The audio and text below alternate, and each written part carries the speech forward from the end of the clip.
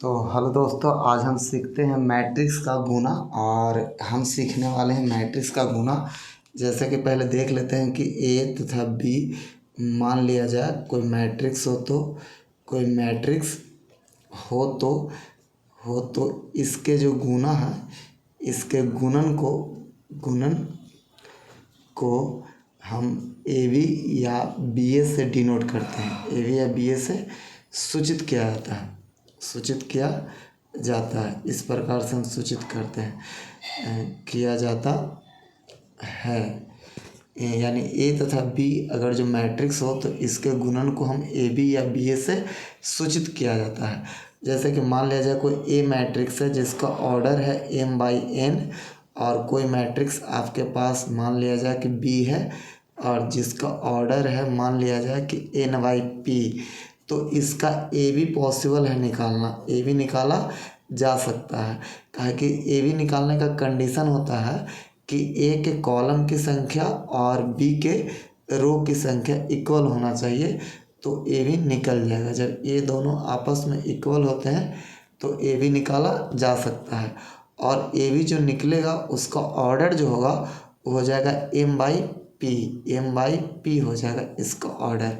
याद रखना है हमको कि अगर जो बी ए मैट्रिक्स निकालना है तो बी के कॉलम की संख्या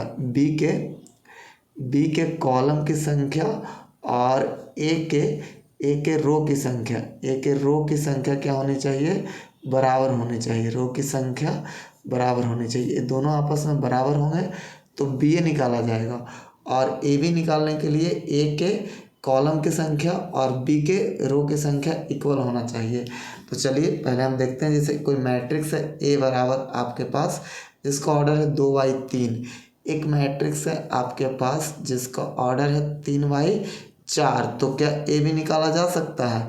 तो हाँ, इसका ए बी, जैसे इसका कॉलम कितना है तो 3 और इसका रो कितना है तो 2, यानी ये दोनों इक्वल है, तो आप ए बी को निकाल सकते हैं। और ए बी का ऑर्डर क्या होगा, तो ए बी का ऑर्डर हो जाएगा 2/4। ए बी का ऑर्डर हो जाएगा। अब हम सीखते हैं कि मल्टीप्लाई किया कैसे जाता है, तो बस थोड़ा सा बने रहिए।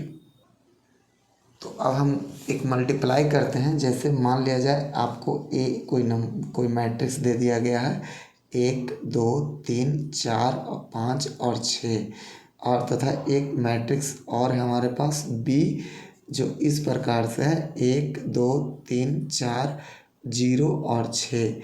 ये हमारे पास बी कोई मैट्रिक्स है। कहेगा कि आप इसका गुणन ए बी निकालना है, तो ए बी किसे निकालेंगे, तो 1 2 3 4 5 6 ए हो गया, और बी के स्थान पर हो गया 1 3 0 2 4 और 6। ये हो गया आपका बी के स्थान पर। अब हम करते क्या है कि जो पहला मैट्रिक्स है इसके रो को इस प्रकार से कर देंगे, इस प्रकार से रो को कर देंगे, और कॉलम को सेकंड वाला के कॉलम को इस प्रकार से ऐसे कर देंगे। अब देखिए, ये आपके पास पहला रो है। पहला रो का जो गुना करना है ये प्रत्येक कॉलम से करना है, प्रत्येक कॉलम से। पहला रो में 3 अवयव है और पहला कॉलम में भी 3 अवयव है, तो 1 का गुना 1 से हो जाएगा, तो हो जाएगा 1 का गुना 1 से करेंगे तो 1 हो गया, और बीच में प्लस का चिन्ह देते हैं। अब 2 का गुना 3 से करेंगे, 1 का 1 से और 2 का 3 से, तो 3 दूनी 6 हो गया। और फिर 3 का गुना 0 से करेंगे तो ये 0 हो गया। इसका पूरा गुना इससे हो गया। अब एक अगला लाइन है ए वाला, तो इसका गुना अब इससे करेंगे तो आगे चल के करेंगे। 1 में 2 से गुना तो 2 हो जाएगा, 2 में 4 से गुना तो 4 दूनी 8 हो जाएगा, और 3 में 6 से गुना तो 6 18 हो जाएगा। ये आपका इसका इससे भी गुना हो गया। और आगे अब नहीं है तो इसको ऐसे करके बंद कर देंगे। अब इसको उठाएंगे और इसका भी गुना पहले इससे करेंगे, तो 4 का गुना पहले 1 से करेंगे तो 4 इकाई 4 हो जाएगा। 5 का गुना फिर 3 से करेंगे तो हो जाएगा 5 तिहाई 15, और 6 का गुना 0 से करेंगे तो ये हो जाएगा 0। अब इस लाइन से हो गया, तो इसका गुना अब इससे करेंगे तो ये हो जाएगा 4 दूनी 8 और 5 चौका 20 हो गया और 6 छक्का 36 हो गया। ऐसे ये पूरा गुना हो गया इससे। अब आप जोड़ घटाओ जो भी है कर लीजिए। 1 में 6 जोड़ेंगे 7 आ जाएगा, 8 2 10 और 18 ये 28 हो जाएगा, 15 4 19 हो जाएगा और यहाँ 20 और 36 50 56 और 8 कितना हो जाएगा तो 64 हो जाएगा। ये हो गया आपका 64 और गुना हो गया। और गुना हम सीखते हैं इसी प्रकार से।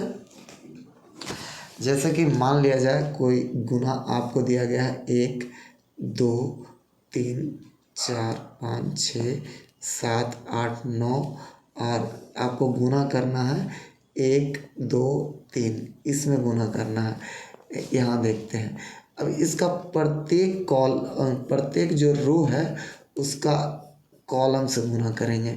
ऐसे करके पहले आप दर्शा लीजिए कि यहाँ इस प्रकार से ऐसे हो जाए। अब ये पूरा जो रो है इसका गुना हम करेंगे कॉलम से।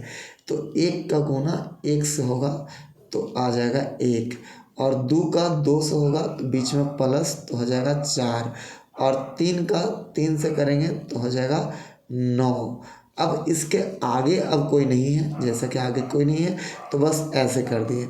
अब इसको उठाएंगे। अब 4 का 1 से करेंगे तो हो जाएगा 4 और 5 का 2 से करेंगे तो 5 दूनी 10 हो जाएगा। 6 का 3 से करेंगे तो हो जाएगा आपका 18 और एक लाइन और है आपका नीचे, इसको उठाओ। 7 से 1 में करेंगे 7 हो जाएगा। 8 का 2 में करेंगे तो 8 दूनी 16 हो जाएगा। 9 का 3 में करेंगे तो 9 तिया 27 हो जाएगा। इस सबको जोड़ दीजिए, इस सबको जोड़ दीजिए, इस सबको जोड़ दीजिए, आपका आंसर आ जाएगा। चलिए और आगे करते हैं, कुछ गुना और सीखते हैं। जैसे कि एक मैथ हम ले लेते हैं इस प्रकार से 1 2 3 और यहाँ 1 हो गया आपका 1 4 और 0, ये गुना करना है। तो इसका इस प्रकार से ऐसे कर लीजिए, इसका इस प्रकार से ऐसे कर लीजिए। होता है क्या कि प्रत्येक रो का गुना प्रत्येक कॉलम से करते हैं। यहाँ इसमें 3 अवयव है, इसमें भी 3 अवयव है। अभी तीनों आपस में गुना होगा तो 1 का गुना 1 से, 2 का गुना 4 से और 3 का गुना 0 से। अब बीच में प्लस का चिन्ह हो जाएगा। तो 1 का 1 से करेंगे तो 1 आ गया, 2 का 4 से करेंगे तो प्लस में 8 आ गया और 3 का 0 से करेंगे तो प्लस में 0 आ गया। और आगे कुछ है नहीं कि गुना करेंगे, जोड़ लीजिए। 8 1 9 हो गया, ये आपका आंसर हो गया। जैसे और गुना लेते हैं कि यहाँ 1 2 3 ले लिए और यहाँ आपका हम गुना में ले लिए केवल 1। तो पहले प्रत्येक रो को इस प्रकार से ऐसे कर लेंगे, प्रत्येक रो को ऐसे कर लेंगे। एक कॉलम है इसको ऐसे कर लेंगे। अब देखिए यहाँ से क्या करेंगे, 1 का गुना 1 से होगा तो 1 हो गया और आगे है नहीं कि आगे करें।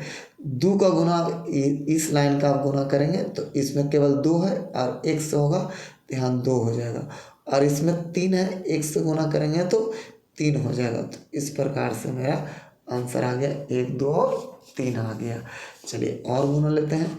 जैसे मान लिया जाए आपको रह गया 2 3 4 और 1, इधर रह गया आपको 1 और 1, इस प्रकार से रह गया।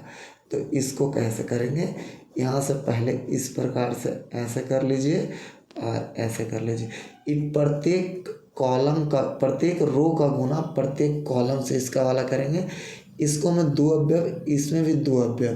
तो ये जो ऐसे करके करेंगे तो 2 का 1 से हो जाएगा, 3 का 1 से हो जाएगा। तो 2 गुना 1 करेंगे तो 2, अब बीच में प्लस का चिन्ह। 3 का 1 से करेंगे तो 3।